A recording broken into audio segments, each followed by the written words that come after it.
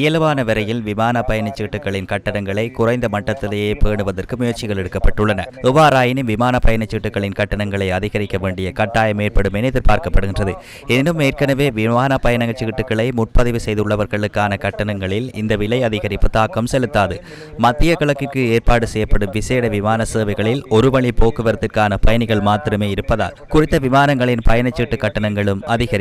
இந்த நிலையில் பயணிகள் விமான நிலையத்திற்கு வருகை தருவதற்கு முன்னதாக விமான நிலையத்துடன் தொடர்பு கொண்டு தகவல்களை உறுதிப்படுத்திக் கொண்ட பின்னர் வருகை தருவது பொருத்தமானது.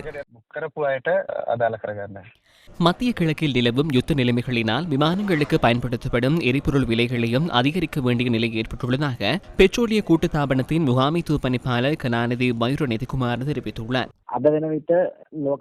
இன்று உலக சந்தையில் விமானங்களுக்கான எரிபொருள் விலை வேகமாக அதிகரித்துள்ளது. இன்று அதன் விலை $209.52 அதிகரித்துள்ளது. இந்த மாதம் ஆரம்பத்தில் யுத்தம் ஆரம்பமாவதற்கு முன்னர் $93.57 காணப்பட்டது. இதற்கமைய உலக சந்தையில் விமான எரிபொருள் விலை மிக வேகமாக அதிகரித்து வருகின்றமையை அவதானிக்க முடிகின்றது. இருப்பினும் கடந்த நாட்களில் அது $157 வரை சிறிதளவு குறைந்திருந்தது. $230 மேல் அதிகரித்து பின்னர் $157 வரை குறைந்து தற்போது மீண்டும் $209 வரை அதிகரித்துள்ளது. எனவே விலை பெருமளவில் அதிகரித்தாலும் சிறிய அளவிலான குறைவு காணப்படுகின்றது. இலங்கை பெட்ரோலிய கூட்டுத்தாபனமும் பொதுவாக உலக சந்தை விலைக்கேற்பவே விமான எரிபொருளை விற்பனை செய்கின்றது. அதன் அடிப்படையில் உலக சந்தை விலையேற்றத்திற்கேற்ப இலங்கையிலும் விமானங்களுக்கான எரிபொருள் விலை அதிகரித்துள்ளது.